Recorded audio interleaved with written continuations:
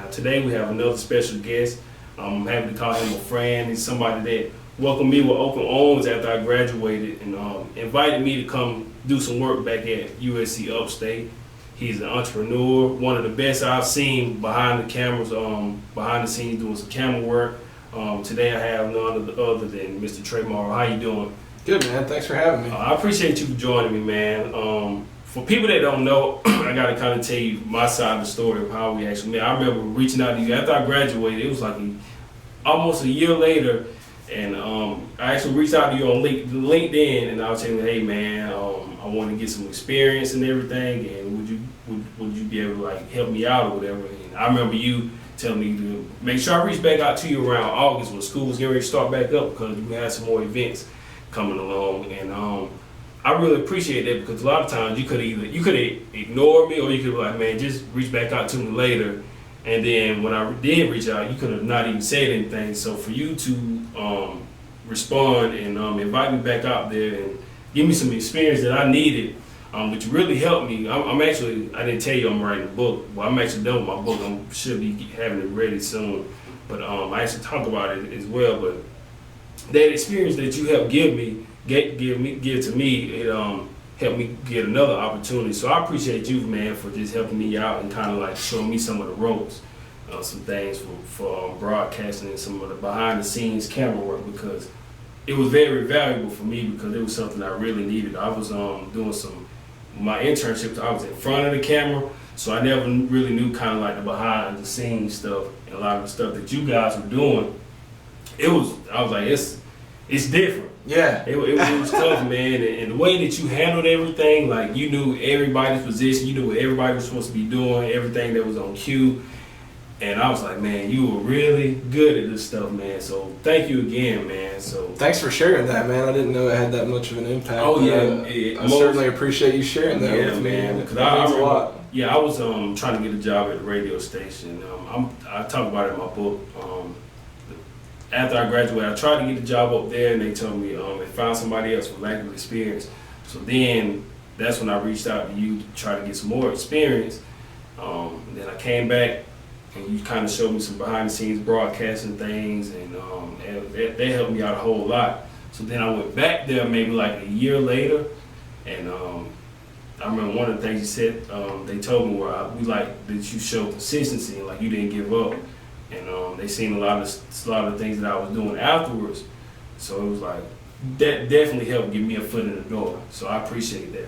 Man, but, thanks for sharing that with me, man. Oh yeah, I appreciate you, man. But just to get started, now you have a documentary coming out February the 20th. Yes. Can you go ahead and talk about that for people that don't know about it? Talk a little bit about your documentary. So my co-producer Aaron Pate and I, we have interviewed 6 Spartanburg artists. They all have different mediums, and it's really just 6 different short films, 6 different artists, 6 different short films about their lives as artists. Mm-hmm. And it's been such an amazing experience getting to know these people, seeing more of their work, and just seeing how hard they work, man. They are all they all have an incredible work ethic. They're all incredibly talented, and it's a lot of pressure, I think, like being able to take on their stories and portray those stories in a great way, because they've trusted us with that. And I hope when they see them that they think that we did a good job, and I hope it's something that the community enjoys as well. We're really excited about the premiere on February 20th. And how long did it take to put this actual documentary together? Well, the idea started a long time ago, but we started shooting in July of 2019, and we're in January of 2019 or 2020 right now. I can't get used to it. Yeah, we're in 2020 right now, so. Yeah, it took a while.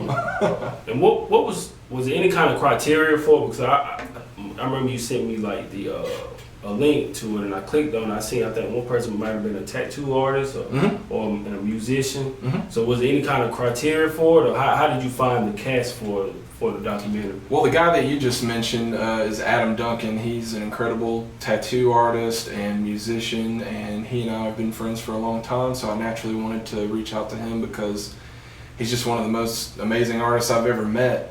He's a skilled musician, tattooer, painter, sculptor. I mean, he's just got so many talents and he's so good at each one of them. So I knew when we started this that I wanted to try to get him on board. A lot of the other people I didn't really know personally. It was just people that I'd kind of found, Aaron and I had kind of found, and yeah, I mean, we were just blown away by how much amazing talent is in Spartanburg. Was there anything that did they tell you to leave out, or were they just open to whatever, just saying whatever you can, just capture it? And did you let those guys like view it before it comes out? Yeah, they actually haven't looked at the films yet, but we definitely do want their blessing on it. We want it to be real and what they really said and what really happened, and their true story. But yeah, we do want to show it to them just to get their blessing and make sure we didn't take anything out of context or anything like that, and that their message is what we're putting out there. Absolutely. Let's go back for the people that may not know you. Is like I said, I reached out to you. I met you just through Upstate. But so how did you actually get into videography? Well, it all started out. I used to be in a band, and we had a music video, and I met the director of our music video, and he actually went to the same high school as me. He was older, so I didn't know him, but thought it was cool that we went to the same high school, and he was doing all these things. He was working with like UFC and some other cool stuff, and I reached out to him because I couldn't get a job anywhere while I was in college. It was a struggle to get a job. I applied everywhere, it felt like, but couldn't find a place that would work around my school schedule. Yeah. So in my mind, after a lot of pain with that, I really just wanted to take things into my own hands and be able to develop a skill. If one company won't hire me, maybe I can get these individual jobs. Maybe I can show what I can do, and that's kind of how it all started. A friend of mine named Andy, who I knew through music, reached out to me and told me about the media lab at USC Upstate, and that changed my whole life because I found out, there's this media lab where you can rent equipment and learn how to edit, and stuff like that. So I just spent all my time in there, man. All the free time I had, I would spend in there trying to learn from other people and trying to develop what I was doing. And eventually, that same guy, Andy, he told me about another person that changed my life forever named Chad. And he had the job at Upstate that I had when you met me. I eventually took his old job when he left, but and he taught me about live broadcast and introduced that into my life. And was that initially what you went to school for at Upstate, kind of like broadcasting, or what was your major when you walked there? No, I actually went to Upstate for theater. I was technically a communications major. They didn't have a theater major back then. Mm-hmm. I think they started to get one right about the time I was leaving or had already left, but it was a communications major with an emphasis in theater, so a lot of my classes were theater based, and it wasn't until, must have been like toward the end of my junior year or something like that, that I discovered the world of video and film, and realized I had a passion for that, and I kind of just took myself in a different direction, and I guess reinvented myself. Because I tell people all the time, I didn't really know what I wanted to do until it was getting closer and closer to graduation. I was just kind of like living in the moment and just doing whatever, and then senior year came, okay, it's about time, it's about to get real, it's about time to graduate now. So then my first semester of senior year is when I actually got my internships covering the Hornets and doing some broadcasts for high school sports and the Panthers and NASCAR. So that was when I kind of got that experience in doing sports. So I always felt like, for me, I didn't know exactly what I wanted to do. It kind of took me a while. And then I picked up I changed my minor to mass comm because I wanted to do something else instead of, it was business. And I was like, man, I felt like everything that I was doing in school, I felt like I was doing it just for the money. It wasn't because I wanted to do it. Yeah. So that's when once I started getting in the booth and covering these games and having interaction with the players, I was like, okay, now this feels like something I really would enjoy doing. And I was like, man, at first, I was just going through the motions, honestly. But then once I started doing that kind of stuff, it kind of changed my perspective on things. And it's tying into my next question. How do you feel like, because we talk about education a lot on here as well on the podcast, did you feel like school kind of benefited you towards your career and everything that you're doing now? I think school's beneficial in a lot of ways, but to be honest, it was a different side of school. It wasn't.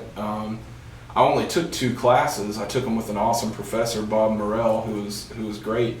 But by the time I discovered that I wanted to do video, I only had time to take 2 classes. Right. So it was actually the student job side of things and the media lab that was there at the time that really is what made a difference for me, having those resources to where, I want to learn something on my own. I don't have the money to get a camera and an editing machine and all this stuff, but here are these resources that allowed me to learn, and all I needed to bring was my own dedication and some of my time, and I had the resources right there. So that part of USC Upstate really helped me. So after we met, you helped me out. Let's take a quick break first, and then we'll get right back. This is Cross the Line Podcast. Welcome back to the Cross the Line Podcast. Now, as we were saying, Trey, after you were helping me out, how long after you helped me with my gain some more experience, when was it after that you eventually, because I know you had some different job opportunities, how long after that did you stay upstate and then you went on to do some other job opportunities? Yeah, so I was a student at USC Upstate and worked in their student program for ESPN3. It was kind of right when schools started doing their own broadcasts, before SEC Network and all that started coming out. I think we at Upstate were one of the first schools to do our own broadcasts for ESPN3. And then after that, I got a job at UAB. I stayed out there for about 5 months, and then when my old boss Chad left, he went to Missouri to help them get started with their SEC Network initiative, and so they called me and asked me to apply, and I did, and I got my boss's old job, which was a dream for me. At Missouri or UAB? No, I left UAB to go back to Upstate. Oh, okay. Yeah, when he left Upstate to go to Missouri, that left a vacancy there. Oh, so, okay. Yeah, so I went back and took his old job. And, it means a lot to me what you said, because a big part of my job there and part of my responsibility that I felt that I had was catering to students and alumni and people who wanted to learn. A lot of people contact me and they say, hey, I really want to get started in this industry. And I say, okay, well, why don't you come by a broadcast and just sit in and see how it goes? And they never show up, but you know what I mean? But you showed up, and you ended up, working some broadcasts, and that was awesome. So yeah, so all the people that had drive like that, I tried my best to, give them the knowledge that I have. A lot of times they ended up teaching me, but I gave them the knowledge that I had and tried to give them all the opportunities that I could give them. And, that's a big part of what I wanted to do there. And so what you said to me, I didn't know all that, so I really appreciate it. It's because it's big for me, because a lot of times, I say this all the time as well, like when we graduate and we go and apply for these different jobs, a lot of times what we hear from these companies is lack of experience. And it's like, how do we get experience if you don't give us an opportunity? Because we just spent 4 years in college trying to learn all these different things. And a lot of stuff that they taught us we don't really need, but we take all these classes, and then when we graduate, we feel like, okay, we have a degree, we should be able to, grab one of these job opportunities, but then it's like, you don't have experience. So it's like, man, it's kind of like, what are we supposed to do? It's like we can't win for losing. So that's why I was like, I'm back to the drawing board again, and that's when I reached out, and you were able to help me out. And like you said, it's a lot of people will reach out and then they don't stick to it, they won't come, or even if they come one time, then they're like, you know what, forget it.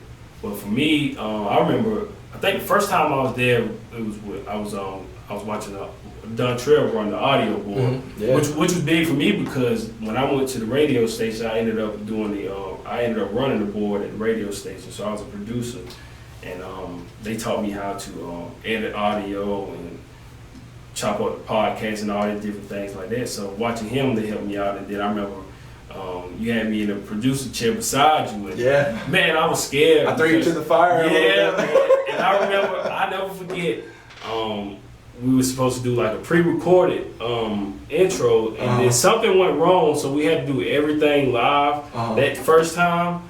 So it was like, man, you walked me through everything. You were in control of everything, and I was just scared. I was just trying to write stuff down on a notepad. But man, it was scary though, man. But it was needed, man. But when I went to the radio station, a lot of this stuff that you showed me, man, it really helped a whole lot, because it was kind of like, even though this was on radio, it's not on TV or anything, it's kind of like some of the same concepts. So like doing something live, producing something live, some of the concepts were still the same. So man, I'm telling you, like that really helped me out a whole lot, because it was like, man, if I didn't get that experience, man, and like you don't have to. Another thing, a lot of people want to take that opportunity because there's no money involved. But I just wanted to go in and learn. And I tell people all the time, man, every opportunity doesn't come in the form of a paycheck. So you have to just be willing to go in and learn and just pay your dues. And then eventually, if it's something you love, like people tell me all the time, eventually the money will come. But you just have to do something you love. And man, I tell you, like, I really appreciate you. I can't say that enough, because you helped me so much with a lot of the stuff, man. And even though I didn't know what I was doing, and you helped walk me through everything. Like I mean, I'm always grateful for that, because, like I said, you didn't even have to do that. Well, the same program that you came into and did some broadcasts. I mean, that's the program that got me started in all this. Right. You know what I mean? So really, that's just one of those things where it comes full circle. I got my opportunity there, and you got an opportunity there too. And yeah, it was hard to leave upstate. I went there, I went to school there, but then was in that role for a couple of years, and then went down to Auburn for a couple of years and worked there, and now doing my own thing. But Auburn, I had some of those opportunities to connect with students as well, and it's always rewarding. So when you were at Auburn, was it you had some connections down there as well, or did you just see a new opportunity to leave upstate, or what was it that made you say, you know what, I want to leave upstate and go to Auburn? What was that decision like? I wasn't necessarily looking to leave upstate. My family is based out of the Spartanburg area and everything like that, and I liked my job, but there was an opportunity at Auburn, and they're one of the best, and I wanted to go down there and be a part of that team, learn from people, and it was just a new and exciting opportunity. So I took it. I learned a lot there in my time there. Made a lot of great friends there. Was it really something that you could learn though? Because when I watch you and the stuff, it's like you had everything behind the scenes mastered. And I remember watching one of remember you showed us one of the volleyball clips that you made for the girls volleyball team, like the special effects with like the X-ray vision and stuff.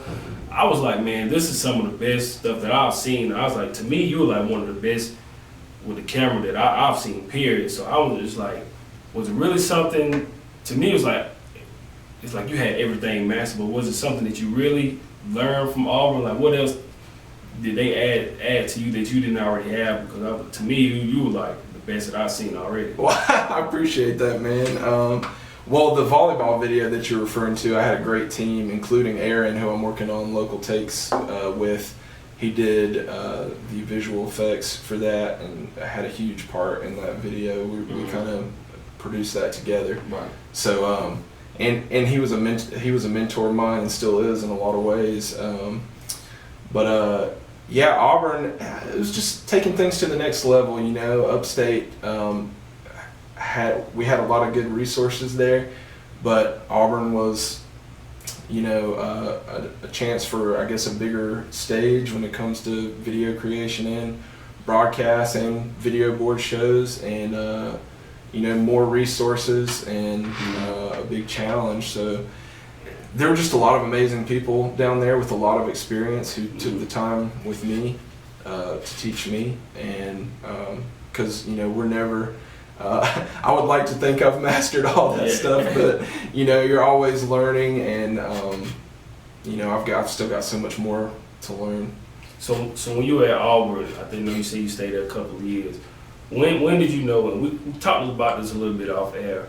When did you know you was like, okay, I want to try something different? Because a lot of times, like we said, people can get it at a big time program like this, and a lot of people can feel like that. They can get comfortable and say, okay, man, I'm at a big time program. This is one of the best of the best.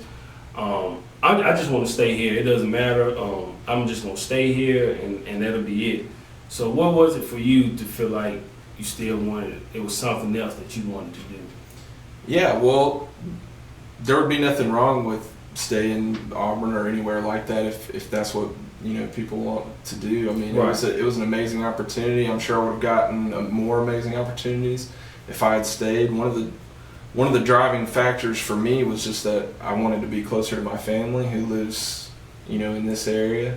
I was scared to do that because, you know, I'm from Chesney, South Carolina, and there are not a lot of big video opportunities, I felt like, around you know, Chesney, as far as like big schools go. You know, there's Clemson about an hour and 15 minutes away, and then there's University of South Carolina that's you know, a couple of hours away. So I was a little worried about that, but really I just wanted to be closer to my family, and being my own boss is something that I've always wanted to do. I mean, really, the client, I guess, is your boss, right, too. Yeah. So, but at least you get to a degree, you can choose your clients, and all of the clients that I've had since I started have just been really awesome to work with and work for. And that's one of the things I admire, because they don't really teach us about entrepreneurship growing up, but like for you to be an entrepreneur and to step out and bet on yourself, leaving the opportunity that you had, and to come back home and bet on yourself, man, I admire that, because for me, I'm kind of in the same boat where I'm, you know, creating my own opportunity, and I wanted to inspire other people to create their own opportunities. And it's just like, you just bet on yourself, man, because at the end of the day, we all have a shelf life here on earth, man, and why not live your life to the fullest and to your best potential, and just do what you want to do while you're here. And so many times we can get comfortable and just stay in that same spot and just not do anything else. So for you to do that, better yourself and become an entrepreneur, something I admire and I appreciate. And that's why I had to have you on to talk about entrepreneurship.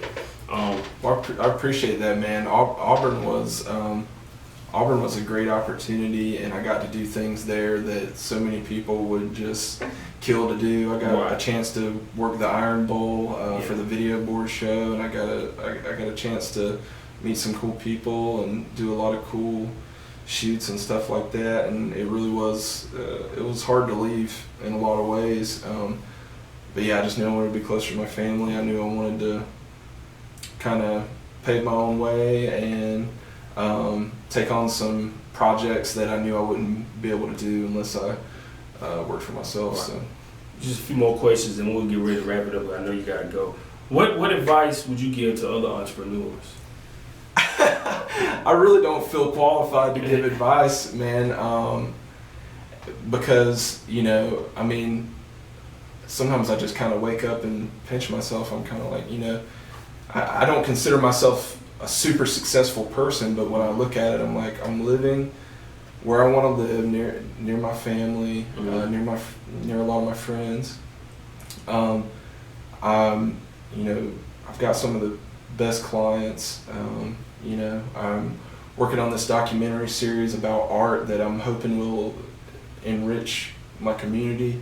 It's a lot of hard work, but I mean, yeah, sometimes I have to think about, you know, how I even got to this point, and I've got, you know, I want to go way further. I'm just in the beginning now, but yeah, I would just say if there's something you want to go for it, figure out a way, and make it happen. I mean, that's kind of generic advice, but it's kind of like what you said, you know, we've got a shelf life here in this world, at least, and you know, why not go for it? Why not take a chance on yourself? Absolutely. I want to go back to the documentary real quick before we get ready to wrap it up. What else can we expect to see in this documentary? So the documentary. And what was the name of it again? Also, the name of the documentary series is Local Takes. Local It's Takes. 6 short films about 6 different artists, and I think if people are looking to be entrepreneurs, anybody that's interested in that would definitely love these films, because it's like I mentioned earlier, the drive that these artists have and to make it happen. I mean, it's a dream they have, and they're making it happen. Not only are they making the actual art happen, but you know, they're making their dreams happen. So yeah, I think people will be inspired by it. I hope people are inspired by it as me, and I don't mean my own filmmaking. I mean the artist stories.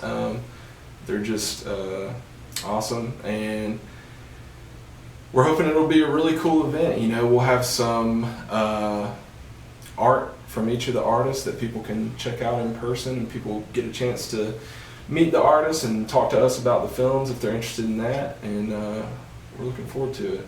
Yeah, absolutely, man. Trey, I want to appreciate, I know we're getting ready to wrap it up. Trey, I want to say it again. I appreciate you, man, for the opportunity that you gave me, because it really helped me. And one thing I've been telling a lot of entrepreneurs that are doing a lot of great things in the community, man, we really appreciate you, and something we need to do is give our people their flowers while they're here, because so many times sometimes it takes them to be gone before we say, dang, man, we should have told them how much we value them and we appreciate them, instead of doing it while they're here.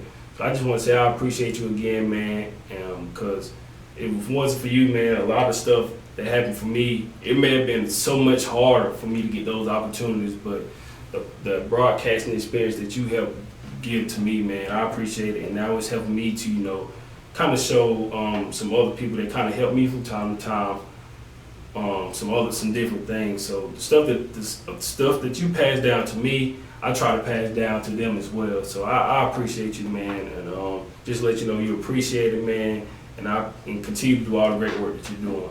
Well, you're very appreciated too, man. I'm thankful you're doing this project that's enriching the community as well. And what you said really made my day. I really appreciate it. And what you said is exactly right. You know, there's too many times where it's too late to say something. I think being more communicative with everybody is always good. And yeah, I mean, you have no idea how much it means to me that you said something, you know what I mean? So, I mean, I really didn't know how, you know, so yeah. I appreciate it. I'm always thankful, man. Like I said, I'm giving everybody their flowers. We talk about it so much, and just like, I know it's still fresh right now, it still hurts, but like my all-time favorite player, Kobe Bryant, I know we said we were going to talk about it too much. My all-time favorite player, man, is just one of those things, man, you gotta let these people know that you value them and Life's appreciate short. them, and life is short in life. It can end at any time. Yeah, and who would have thought just like that yesterday Yeah. would have been gone? Shocking. Man. Yeah, and that's one of my biggest regrets, man. Just covering basketball my senior year. I remember when they came to Charlotte, and I was it's my all-time favorite player, and I was looking forward to him playing, and I made sure I was at that game, but he was battling some injuries, so he didn't get to play. But that's one of my biggest regrets as well, is not being able to see my all-time favorite player play in person. But that's why these moments are so precious, man. You have to let people know you value them, you cherish them, and just enjoy those moments while you can, because you never know. We all have an expiration date, so you have to make sure take advantage of those moments, because once they're gone, then that's it. But Trey, I appreciate you again. Before we get out of here, can you tell everybody how to find you on all your social media and find your new project coming out? Yeah, if, you can check out my website at treymorrow.com, Treymorrow. You can check out my Instagram at VideoTrey. And if you want to check out Local Takes, the project that we're working on, it's localtakes.com, and you can find us on Instagram and Facebook at Local Takes. All right, there you guys have it. Hope you enjoyed it. So next time, tune in, keep chasing dreams. This is Across the Line Podcast. Thank you for listening. My name is Trey Morrow of Trey Morrow Video Creation and Broadcast Services, and this is the Across the Line Podcast.